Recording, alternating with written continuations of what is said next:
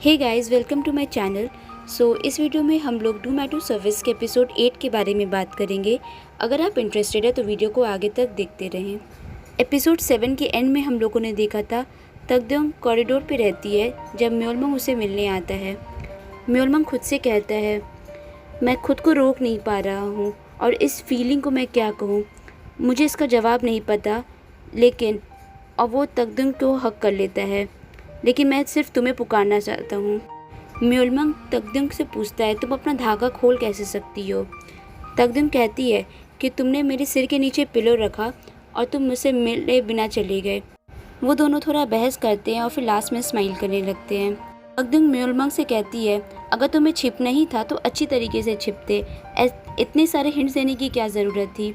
म्योलमंग कहता है, मैं हिंट देना नहीं चाहता था और मैं तुम्हारी लाइफ में वापस आने वाला भी नहीं था। वो तकद्योंग से कहता है, मैं तुम्हें सब कुछ बताऊंगा। दूसरी तरफ हम डेटी को देखते हैं। वो नदी के पास बैठी हुई होती है और अपने पॉट को देखती है जिसमें से वो पौधा अब उगना शुरू हो गया है। म्योलमंग तकद्योंग से कहता है, तुम्हारे साथ जितना कुछ भी बुरा होता है उसके कारण मैं हूँ। तुम्हारे माँ बाप का डेथ, तुम्हारा इतना समय बीच पर अकेले बैठे रहना, तुम्हारी ये बीमारी, ये सब मेरे कारण ही है। तकद्योंग उसे कहती है, तुम कहना क्या चाहते हो, तुम ठंड हो, अंधकार हो और अंत हो सब चीज़ों का। म्योलमंग कहता है, हाँ। तकद्योंग उसे कहती है, तुम्हें बात करने की ज़रूरत है। मुझे ठंड पसंद है, मुझे अंधकार भी पसंद है और मुझे अंत भी पसंद है।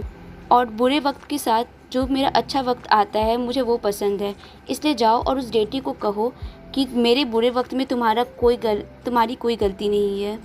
म्योलमंग तकद्योंग के सर पे हाथ रखने वाला होता है कि तकद्योंग उसे मजाक में कहती है, ये सब लोग फ्लर्ट करने के लिए करते हैं और ये सब मेरे साथ करने की तुम कोशिश भी मत करो। तकद्योंग म्योलमंग को कुछ कहने वाली ही होती है कि वो अचानक से फिर गायब हो जाती है। म्योलमंग तकद्योंग के घर जाता है और उसके भाई से पूछता है कि तुमने क्या तकद्योंग को देखा है।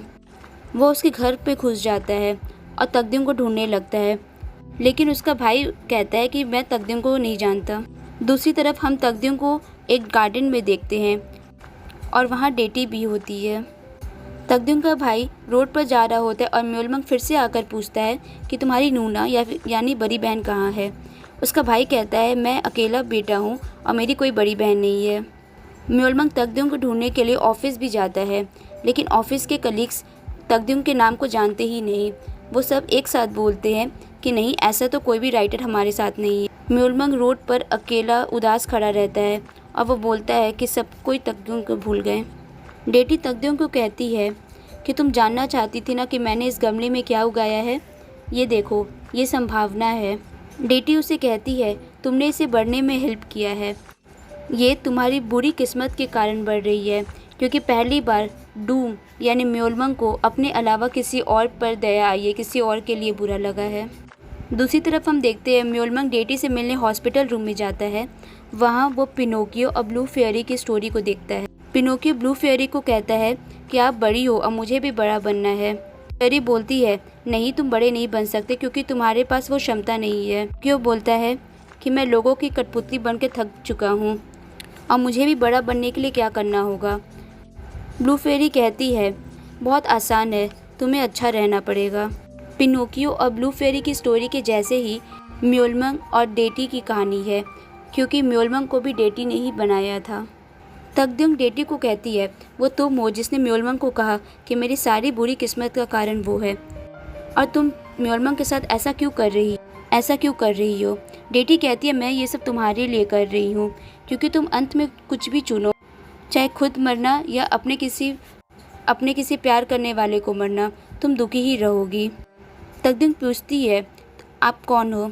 तब डेटी बताती है, मैं इन संसार का बैलेंस बनाती हूँ, मैं बहुत समय से अकेली रहती हूँ और मैं तुम्हारी एक दोस्त हूँ, मैं तुम्हारी खुशी चाहती। वह उसे उस बॉल को दिखाती है और कहती है, सभी चीज़ों का भाग्य, सभी चीज़ों का भविष्य तुम्हारे इस प्यार पर निर्भर है। मैं चाहती हूँ कि तुम अब म्योलमंग के कारण यानी डूम के कारण दुखी ना रहो। उस पर तकद्योंग कहती है, मैं कभी भी म्योलमंग के कारण दुखी थी ही नहीं। डेटी कहती है, म्योलमंग को इतना ब्लैकमेल करना काफ़ी है और जाओ, अब वापस चली जाओ। दूसरी तरफ हम देखते हैं म्योलमंग घर पर बैठा हुआ है। दरवाजे पर उसे तकद्योंग दिखती है। वो बहुत ही खुश हो जाता है। वो बहुत घबराया हुआ होता है, इसलिए तकदीम को अचानक से देखकर वो उसे पीछे से गले लगा लेता है।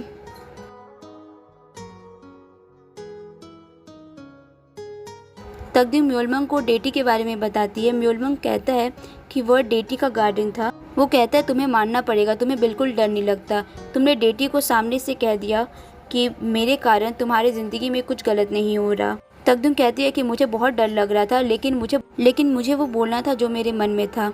म्योलमंग कहता है हाँ, मुझे भी बहुत डर लग रहा था जब तुम अचानक से गायब हो गई और किसी को तुम्हारे बारे में कुछ याद नहीं था।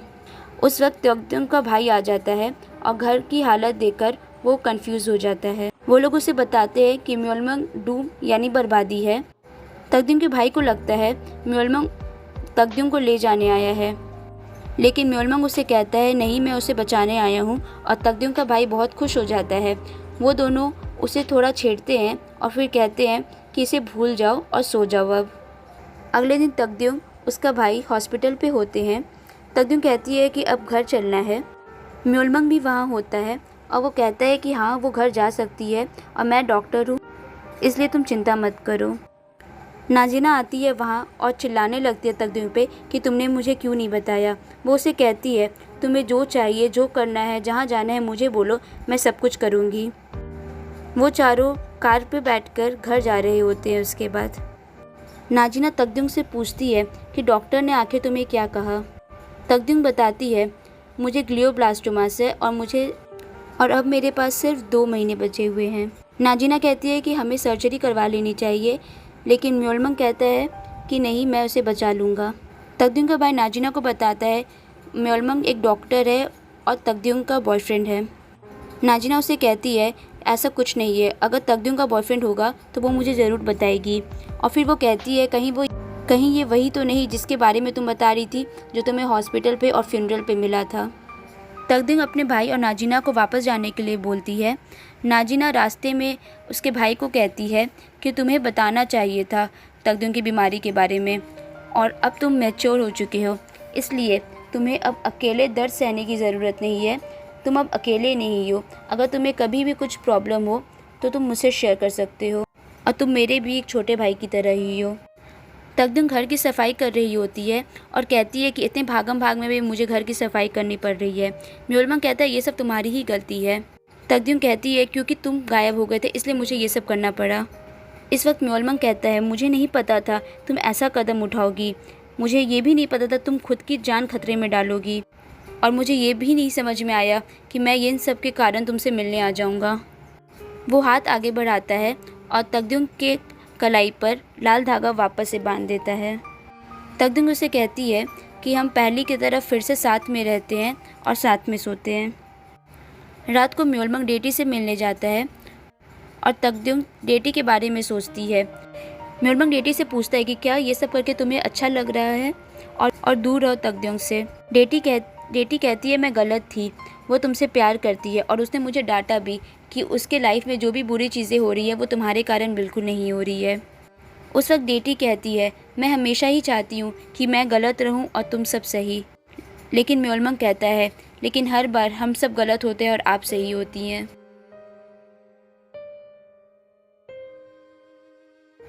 हम लोग ऑफिस का सीन देखते हैं जहाँ तकदीम के कलीग उसके लिए परेशान है और क्योंकि वो उनका कॉल नहीं उठा रही है। वो सोच रहे हैं कि वो कितनी मुश्किल से गुजर रही है और वो अभी क्या कर रही होगी, लेकिन तकदीम उधर अपने ही मज़े में है। वो बॉय विथ लव सुन रही होती है। डलगोना जो कि फ़ीमेल राइटर है, उनका कॉल आता है। वो कहती है मुझे बुरा लग रहा है कि ऑफिस पार्टी में तुम लोगों ने झगड़ा किया और मुझे ऐसा लग रहा है कि ये मेरे कारण ही हुआ, और क्योंकि तुमने जॉब छोड़ दिया इसलिए मैं भी अब इस कॉन्ट्रैक्ट को रिन्यू नहीं करूँगी। वो बताती है कि वो सर्जरी करवा रही है और एक कहानी लिखना चाहती है जो कि ड्रामा में हो जाए कन्वर्ट। ये एक टीनेज रोमांस होगा और उन्होंने कैरेक्टर्स को भी पसंद कर लिए हैं। वो कैरेक्टर यंग राइटर होता है और कहती है क्या ये फ़नी है कि मेरी जैसी बूढ़ी औरत एक बच्चे को पसंद करती है, लेकिन इसके कारण मेरे चेहरे पे हंसी आती है, इसलिए तुम्हें मजाक बनाना है तो बना सकती हो। वो तकदीम से कहती है ऐसे इंसान से प्यार करो जिसके कारण तुम्हारे चेहरे पे हंसी आया करे। तकदीम बाहर जा रही होती है और म्योलमंग उसका वेट कर रहा होता है। वो कहता है मुझे डर है कि तुम कहीं फिर से गायब ना हो जाओ। तकदीम उसका हाथ पकड़ती है और कहती है कि यहाँ इस रोड पर चेरी ब्लॉसम होता है और काफ़ी भीड़ होती है। अगर मुझे पता होता कि वो मेरा लास्ट चेरी ब्लॉसम था तो मैं और समय उसे देखती। वो म्योलमंग को अपने बचपन के दिनों के बारे में बताती है जब वो अपने परिवार के साथ फेरिस व्हील घूमने जाती है और वो उस दिन बहुत खुश होती है। म्योलमंग तकद्युंग के लिए चेरी ब्लॉसम कराता है अपने जादू से। तकद्युंग उसे अचानक से कहती है कि मैं तुम्हें पसंद करती हूँ। म्योलमंग स्माइल करता है और तकद्युंग कहती है कि अब क्योंकि मैंने तुम्हें ये बोल दिया तो मुझे बहुत हल्का महसूस हो रहा है।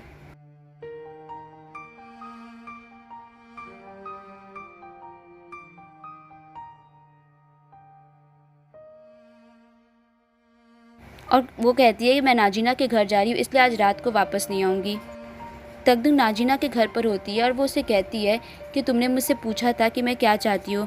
मैं चाहती हूँ कि तुम मुझसे पहले की तरह ट्रीट करो, पहले की तरह हम रैंडम चीज़ों के बारे में बात करें, पहले की तरह हम खाएं और पहले की तरह तुम मेरे ऊपर चिल्लाओ। इसलिए तुम मुझे पहले की तरह ट्रीट करो, ऐसा मत महसूस कराओ कि मैं बीमार हूँ।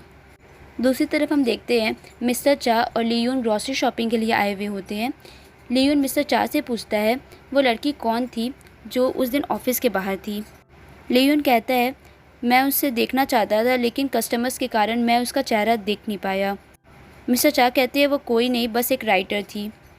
लेकिन लियून कहता है कि तुम्हें अपनी फीलिंग्स कभी समझ नहीं आती है और तुम्हारा बस दिमाग तेज़ है, लेकिन तुम अपनी फीलिंग्स से मारने में अभी तक पीछे हो। लियून को तकद्युंग के भाई का कॉल आता है और वो वहाँ से चला जाता है। वो कैरियोके पे होता है और बहुत रो रहा रहता है। वो लियून को कहता है कि तुम्हें जो करना है अभी ही कर लो, किसी चीज़ को बाद के भरोसे मत रखो क्योंकि बाद में बहुत पछतावा होगा। इसलिए जो करना है अभी करो, बात के बारे में सोचते रहोगे तो कभी बात नहीं आएगी और बहुत देर हो चुकी होगी। आगे हम देखते हैं मिस्टर चा नाजिना के घर आए हुए होते हैं। तकद्युंग उनसे पूछती है कि आप लोगों ने पीठ पीछे एक दूसरा कॉन्ट्रैक्ट साइन कर लिया। मिस्टर चा कहते हैं कि मैं सिर्फ इसे गाइड कर रहा हूँ ताकि ये अच्छे तरीके से अपना काम कर पाए और ये सब मैं सिर्फ दया खाकर कर रहा हूँ। तकद्युंग पूछती है कि आप लोग सिर्फ काम कर रहे हो, उसके अलावा साथ में घूमना फिरना कॉफ़ी ये सब नहीं कर रहे। नाजिना कहती है नहीं, बिल्कुल नहीं। लेकिन मिस्टर चा कहते हैं क्योंकि तुमने ये सब कहा है मैं इसके बारे में ज़रूर सोचूंगा अब। तकद्युंग कहती है कि मैं भी अब वापस जा रही हूँ क्योंकि मेरा भी घर पे इंतज़ार कर रहा है कोई। नाजिना पूछती है मिस्टर चा से कि क्या आपको मेरी चिंता हो रही थी। मिस्टर चा कहते हैं नहीं, मुझे डेडलाइन की फ़िक्र थी इसलिए मैं यहाँ आ गया। नाजिना कहते हैं कि मैं जब भी बुरे वक्त में होती हूँ तभी उस वक्त आप मुझे देख लेते हो। इस पर मिस्टर चा कहते हैं क्योंकि मैं अच्छा इंसान हूँ इसलिए मैं रोती हुई लड़कियों को देख नहीं पाता और जब भी तुम बुरी हालत में होती हो मैं तुम्हें देख लेता हूँ और तुम्हें संभालता हूँ।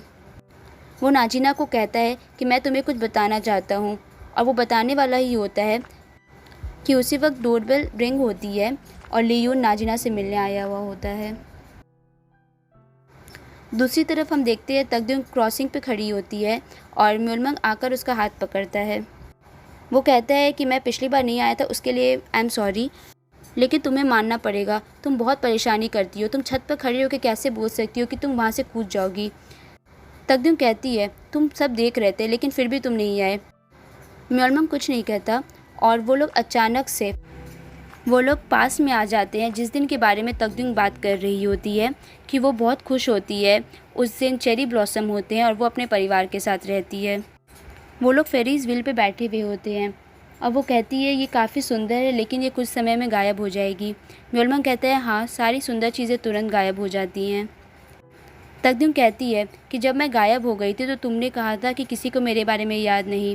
क्या ये पॉसिबल है कि मैं इसे एक विश की तरह ले सकती हूँ? क्योंकि मैं नहीं चाहती कि मैं जब चली जाऊँ तो मेरे आसपास के लोग मुझे मिस करें और उन्हें बुरा लगे। मैं उन्हें दुखी नहीं देखना चाहती। मैं चाहती हूँ कि मैं एक धुएं की तरह गायब हो जाऊँ। तो क्या ये विश पूरी कर सकते हो तुम? और म्योलमंग अचानक से उस वक्त उसे आकर किस कर लेता है।